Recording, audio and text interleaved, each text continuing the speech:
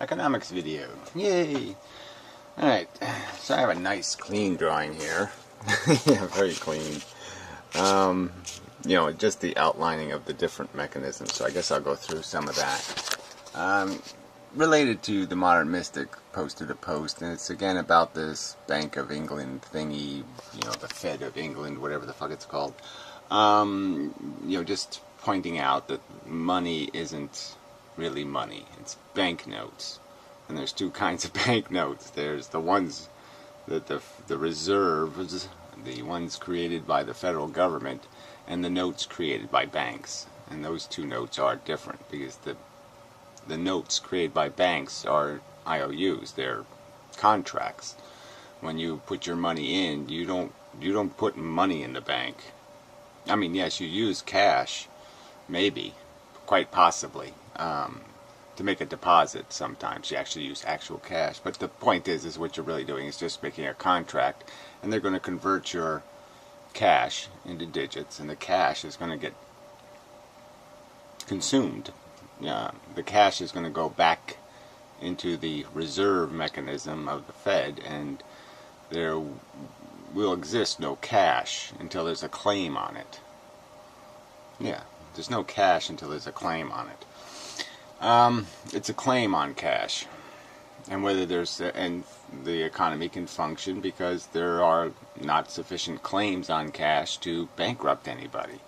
But if there are claims on cash that bankrupt everybody, then you got big trouble. So anyway, there's one little part here. The Modern Mystic is just too obtuse.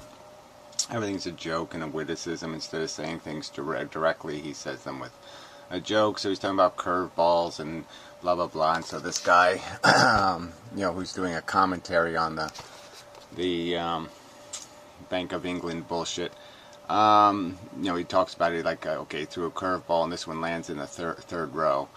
And it's true to an extent, but it's not true to an extent. And then, well, anyway, the second comment, though, down here where he screams, because the guy brings up Germany again, what happens when you print money.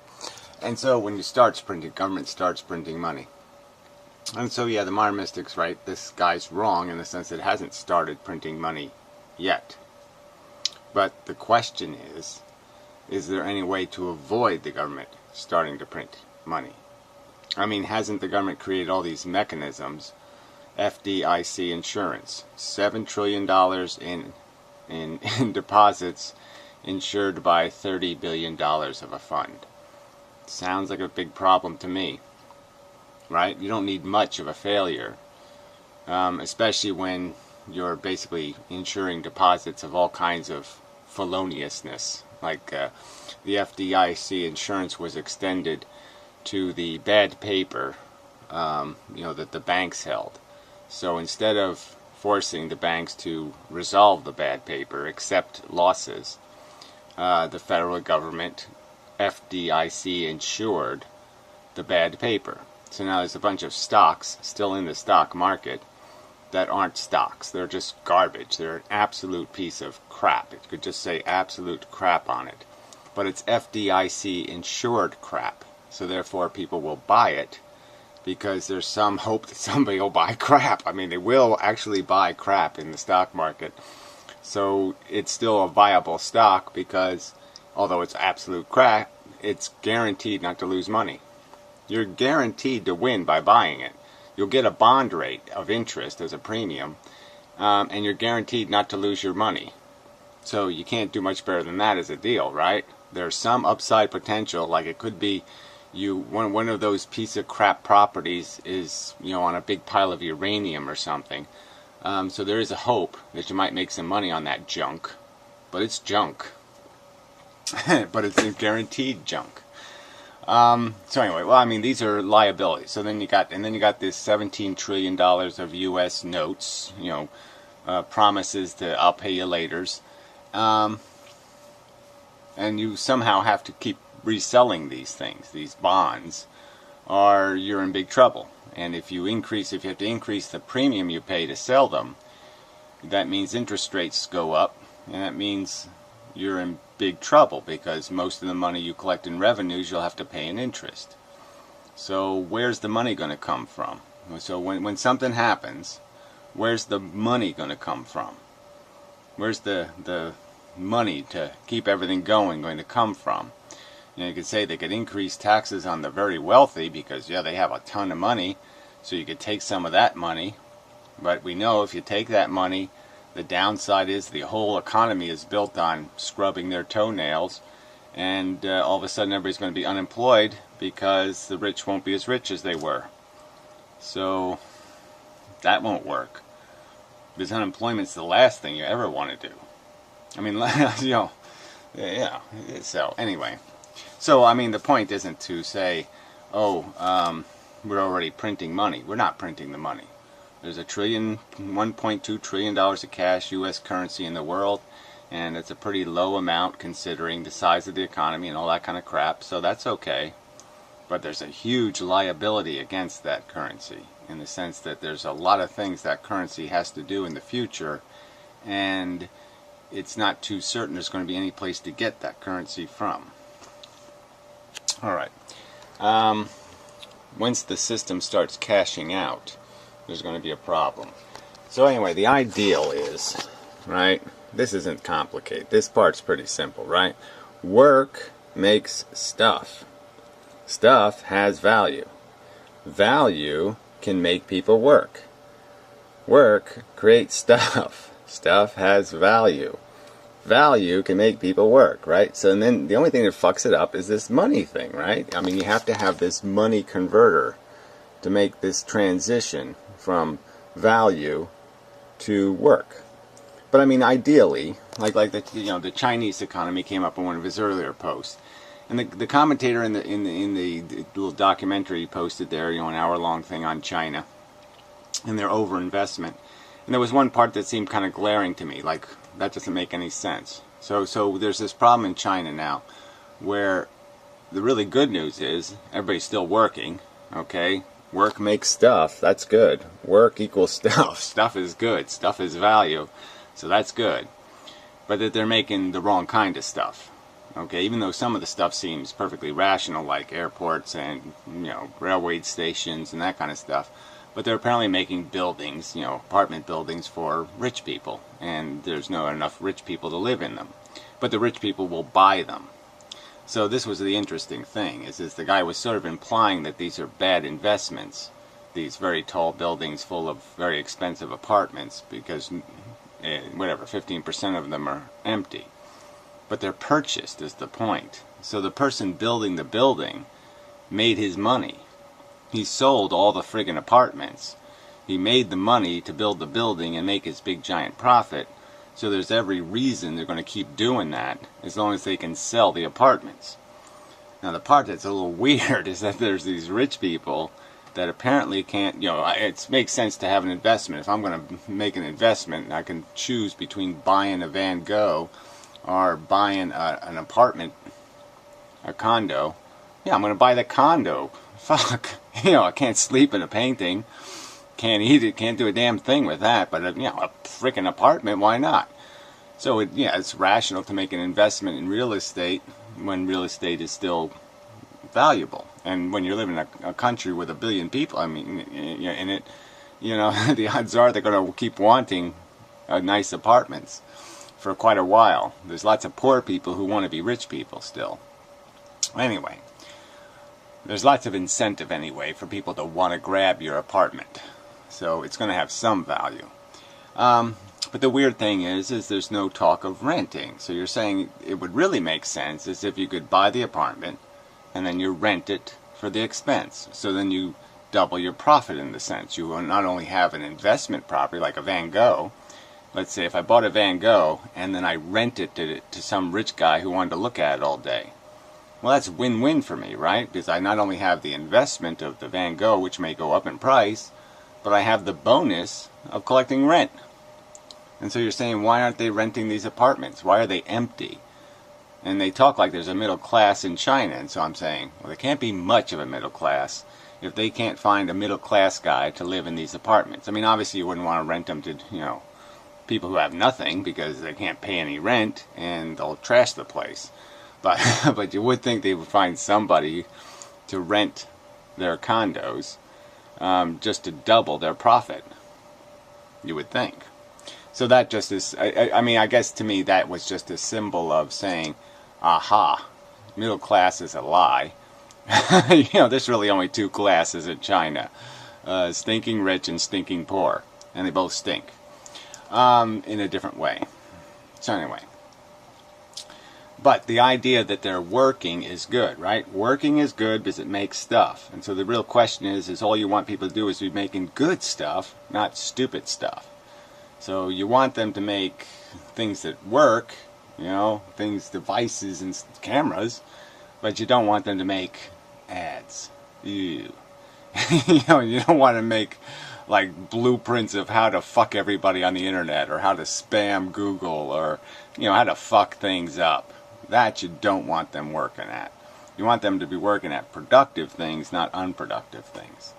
And obviously some of the stuff in value, unfortunately, it just evaporates. You know, like healthcare. That's just the kind of work where, ooh, shit, it's gone. We lost it. You know, you used it up. It doesn't create any durable value that you can go in the future and take that value and trade for it. So it doesn't make like real stuff. So there is some work that's just lost to value, but it's a vaporous value. It isn't value like a house or a car or a refrigerator, or, you know, something you can use for a while. It just blows up. It just right into the vapors. Where other stuff, you have some time to rent it. So some things can be rented, some things can't. The value of healthcare, you can't rent that. You know, you can't make any more profit off of it. The profit is in its use, and that's the end of it. But anyway, that's a whole side issue. I mean, this is just the key thing to recognize. Work is good. Keep people working. Work makes stuff. Stuff is good. Make more stuff. Stuff is value. Work stuff. This is it. That's that's what you want. You want everybody working. You want everybody doing, making, creating value. That's the value, is in the progress of the stuff. The stuff pile is what we're trying to, that's the pyramid we're trying to make, is stuff, good stuff. We're trying to make pyramids of good stuff. Not pyramids, metaphorically, pyramids of good stuff. Alright, so there's lots of ways that I've gone through this whole banking thing before. I guess I'll just go through some of this stuff just to give you an outline, and then maybe I'll draw a drawing, but we'll see what I get to. So anyway, this is the game. So anything that fucks this up is that we have this money thing that creates the work, okay, and that values the stuff, you know, that monetizes the stuff. So stuff gets monetized, and then it gets converted into work. And the way we're doing it, it's going through these capitalists, right? These layers of capitalism that's converting into work. And it's doing it by collecting rent, essentially. So it's renting the value and then having it convert into work. And so it's just pulling value out of the value. It's taking a piece of the value before it gets converted into work. You know, productive work. Obviously the rich convert it into unproductive work. They convert the value stuff into a monetary commodity, and they buy work, but the work they buy is polishing their toenails and, you know, marbleizing their toilet and all that kind of crap. It has no social value. It's not a train station. And that's where we lose tons of efficiency. You know, you end up doing work, and I do work, let's say, theoretically. You know, there's just a big difference between qualitatively the work we're doing. Let's say I was growing broccoli, and you're engineering spam devices to pervert the Google index. Obviously my value is obvious, you know, and your value is exactly the opposite. It's a detriment to my life, not an enhancement of my life. And that's where things kind of go wrong, is that we're incentivized to do work that has no value. It doesn't create stuff and value. It creates menace and hammers and breaky. It smashes efficiency and smashes productivity. It destroys value. It breaks things, like the military. It goes out and it breaks things and then forces us to waste the labor to rebuild it. You know, very bad. Very, very bad. Alright, but it's very good for the renters, very good for the people who are making the capital, the money. Alright, so let's understand money. Money, what I'm saying is all value is stuff. Stuff is the only stuff that has value. Stuff has value. Cameras has value. Car has value. House has value. Heat has value. These things have value. Everything else doesn't have any value. Alright, so you got deeds to stuff. So there's the stuff right there. The deeds to the stuff is the stuff that's the value. And there's lots of this little stuff we have, that's not monetizable directly. There's no practical pawn shop I can go to get the value of this stuff. And I certainly can't go to some pawn shop and still use the value and pawn it. Where I just give them a slip of paper saying, well, look, if I don't pay you back, I'll give it to you then. But if I pay you back, I get to keep my stuff until I pay you back. Then there would be value in me monetizing my surplus. And that's really what runs the economy, is the monetization of surplus. People are kind of afraid to monetize, like their house, and then go buy stock. But rationally, it's probably a good idea. It's as a practical matter, for the last 80 years, it would have been a good idea for you to mortgage your house, if you owned it, take the money and invest it in the stock market. It would be to your advantage in the game. And that's what the rich are able to do, just because they own a whole bunch of stuff that's surplus stuff. They're not living in it. So they can afford to put it in a bank. They can afford to put it somewhere, and they can afford to put it at risk because they don't need it. It's not essential to their existence. Where the average person, the stuff they have is kind of essential to their existence, and they can't afford to lose it. They can't afford to be kicked out of their house.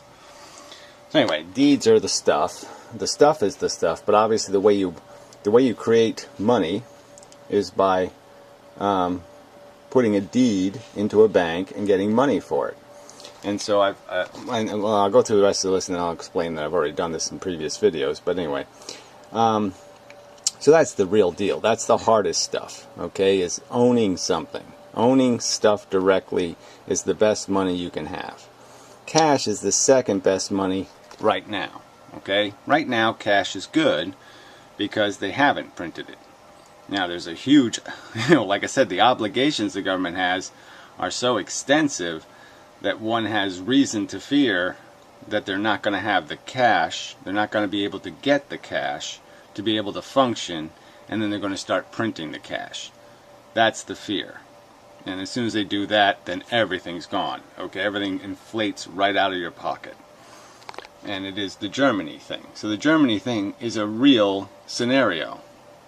Alright, the $1,000 loaf of bread is a real possibility if the government starts printing cash to pay the bills. And it seems like it might have to print cash to pay the bills, because it seems quite obvious that once things degrade, everything they own has no value. Their bonds have no value. There's, their FDIC insurance is underfunded. Where are they going to get the money? Anyway, so cash is the next best thing. The third best thing, let's say, is a bank IOU, because it's FDIC insured. So I should have that written here somewhere, FDIC. I don't, but I should have it somewhere. So a bank is a pretty good asset to have. An IOU from a bank is a good asset because it's likely FDIC insured. But again, we know that insurance fund isn't worth too much. But it's better than this other crap. Alright, and then you have bonds. I mean, U.S. bonds are... okay, I mean, it's a guarantee from the government. It probably should be as good as cash, but we know that bond failure just seems inevitable. It seems unsustainable. If interest rates were ever to return to some sort of normal value, they're doomed. They're unfunctional as a burden. So it seems likely there might be some point in the future where a bond is only going to get 50% on a dollar or something, that they're only going to give you part of the money back. Because their choice will be either give the person who bought the bond half their money, or print the cash, and printing the cash will kill the economy. Stocks. I mean, that's the most useless pile of crap in the economy. The entire stock market is fluff. It's made of nothing. It has no core collateral. So that's where it's essentially a representation of all the junk money, all the bad loans, all the uncollateralized everything, the stock market is a representation of it. So that's where all the bad claims sort of end up, in a sense. And when you create a bad debt or a bad note, they're all going to end up buying stock. Yeah, in a sense. Sort of. Obviously, a house deed could buy stock, but I'm just saying it's just a representation of how much stuff has been monetized. And what I'm arguing is that most of the monetization is monetization on promises of future labor. Like I could argue the bonds that the U.S. government sold, that's in the stock. That's in this. The $17 trillion is the stock market, essentially, because this is uncollateralized borrowing. There's no stuff tied to it. It's a promise on future labor. It's a promise on future taxes, essentially. And and that's essentially what the stock market pretends to be, which is a promise on the profitability of a company over time. And that's the win of the stock market, is you build a business and you win the lottery, by getting the business to a point where it has enough profitability that you can sell its future to some idiot, who will buy 100 years of its productivity. The idea that it will be around for 100 years, the notion that it will be, and it's just notional, but yeah, it has no actual. When you reduce, stocks can reduce to literally $1. 1 cent on the dollar. That's how low they can go. Where again, owning an apartment, a condo in a Chinese apartment complex, can't go to zero. So, and then you have other. So after stock, you have other credit cards, all that kind of crap. But we know that stuff isn't in much danger just because it is so excessive. The interest rates are so high, the rents are so high on that stuff, that there's a huge protection against failure. But it certainly is all risk capital. It's none of that capital is FDIC insured, so at least it's not a public obligation. But it's probably in some respects just as dicey in this economy as owning a stock. Owning shares in credit card debt is probably just as dicey. In terms of what's the realistic prospect that credit card debt will be paid back in the next 10 years or 20 years, and the prospect is not looking very good. Yeah. All right. So again, the game is really just ownership, and so as I've described before, if you view banks as sort of like a pawn shop, you can kind of get how money would work. Because all you'd really have to do is establish a value. Just pick a commodity. It doesn't matter which one, it'll always float. But just pick one and say $1 is equal 1 ounce of gold, or whatever you want to establish. And then once you've established that, you just create a little pawn shop, and you're basically saying to people, whatever you own, like say there was no money in the economy, but all the deeds still existed. So you could own property, you could own a house, you could own your car, and lots of little stuff you could own. And you could take those deeds to the pawn shop and just say, give me cash for the deed. And the pawn shop would produce the cash and give it to you for the deed. That's essentially how banks should function, is that they're really there to just monetize value. So it's something really valuable, it's monetized, so now it can barter to buy work. Now it's turned into cash, and the cash can buy a worker, and the worker can create more value, and that will be monetized. And so the growth of the cash will just basically be dependent on how much surplus is available to be monetized. So as your economy grows in its stuff, it would grow in how much cash would be produced, because there would be commensurate. There would be a connection between the two. Not an exact correlation, but a correlation. And that would represent the necessary growth in the amount of cash would be connected to the growth in the amount of stuff. So as your population increased, the stuff would increase, the work would increase, and the amount of cash available would increase commensurate with the amount of stuff that was being monetized. But what is the ideally what would happen is you'd take something to the pawn shop, you'd get money for it, and then you'd go back and give exactly what you paid, what you got, and you'd give it back to the pawn shop and get your stuff back. But obviously that wouldn't work as the only rule, because people would pawn stuff, it would lose value while it was in the pawn shop, and they'd never go back to buy it back again because it had lost its value.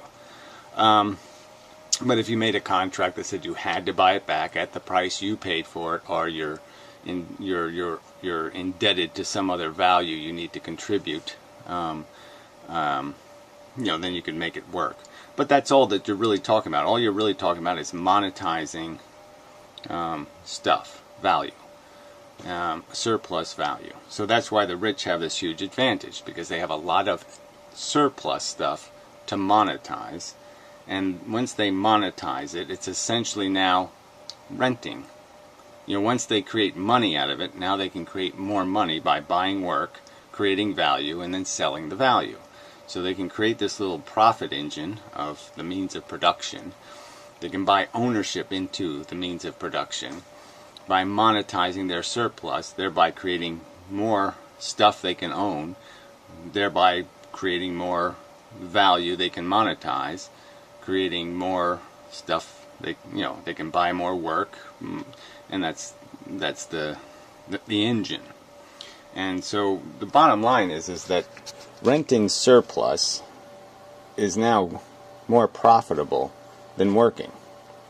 So now this little aberrant wheel that's been rolling off of this money thing has now become more profitable in terms of making money than making stuff. Stuff doesn't make money anymore. This engine of bullshit is making money and producing work and producing stuff. So, but it's an engine that's built on future value. It's an engine built on stock market values, IOUs, and that's what's sort of broken the game. Is the creation of it's not even so much the creation, because you could say that it's all honest in the sense that the rich do own. The rich do have the deeds. They do own the federal bonds, which are liabilities against all of us. It's essentially a loan all of us have taken out. We collateralized our future labor in terms of having to pay extra taxes to pay interest to the owner of the bond. And that's the truth of it. But anyway, so rent and interest are essentially the same thing. So if you just think of it as renting. So when you monetize stuff, when you put stuff in the pawn shop, you're essentially making it now rentable. That's sort of, you could almost argue that that's how the pawn shop makes money, is let's say you put your plow in the pawn shop, you get money back, your extra plow. You get money from the pawn. You get money directly from the pawn shop for the value of the plow, and now you can play the game. You can buy some workers, and as a benefit to the pawn shop, the profit for the pawn shop is he rents the plow to somebody and makes a profit. So it's essentially that's the game being played, and interest is rent. Same difference. Interest is just renting the value of money. And just as you were renting a plow, but the value of money again has to relate to the value of stuff. And so missing from the the British banker great PDF that everybody's talking is such a wonderful diagram of how money creation is any discussion of collateralized versus uncollateralized money. And it seems to me a glaring omission. There's a huge difference between money borrowed on collateral and money borrowed on no collateral. I mean, fuck. Huge difference between me. I mean, I'm certainly going to know the difference, right? Me having the guy's plow in my house, before I give him the money, are just giving him the money based on his promise to give it back to me, having no liability to any of his assets. I just give it to him. He doesn't have any assets. I don't get anything if he doesn't pay me back. Where if I have his plow, I'm safe. I got value. Huge difference between those two kinds of loans, and I think you'd know it if you were making the loans. You would know the difference, but just totally omitted from the article, which seems rather glaring, because I don't think they're making the connection. Obviously, they're not telling you this is the game. Stuff, value. Stuff is the value. Work makes the stuff. Money is just this stupid thing that we had to add on to make this stuff go to work. Because I'm not going to pay you for your shitty work. I'm not going to give you value for crap work. And so we have to have this medium of exchange where somebody else values your crap. It's like you don't like broccoli, I grow broccoli. So the game is I have to sell the broccoli to somebody who likes broccoli, and then he gives me the pig that you really do want. And so now I can give you the pig and make an exchange with you. So this is the game we have to play, is this conversion into something universally valued. So you have to convert all the value stuff into something universally valued before you can make it useful in terms of exchanges or barter. So it's a good way to look at it as I thought I wrote that down, but apparently I didn't. But it's like creating an everything store. Yeah, barter everything store. So it's like just creating a store, banking, where you can bring anything in, okay, and get anything out. So you bring a pig in and you get a bushel of broccoli. You get whatever the hell you go in with value, you come out with what the value you want to get as an exchange. And that's what the system is supposed to do in some sort of efficient manner. And the argument I'm making is that it's doing it in a manner where we're just renting the value, and the rich are pulling a huge hunk of the value out of each exchange. So instead of getting a crate of broccoli for my pig, I'm only getting a half a crate of broccoli for my pig at the store, because they're pulling so much value out of every exchange in terms of rent and interest. So anyway, the bottom line is like the China example. The only economy is going to exist is going to be an economy where rich people make things for rich people, because poor people don't have any capital, they don't have any money. And so eventually they're not going to want to buy stuff that services poor people because there's no profit in it. But they can make money making things rich people want to own. So they'll make more paintings in the form of very tall buildings that nobody can afford to live in, except the rich, and there aren't enough of them to live in it. But it's like a painting. It's a value, but it doesn't do the poor people. It's cake. They can't eat it. They can't live on cake. They need bread. They need food. They don't need the crumbs, leaking out of the penthouse apartment. Anyway.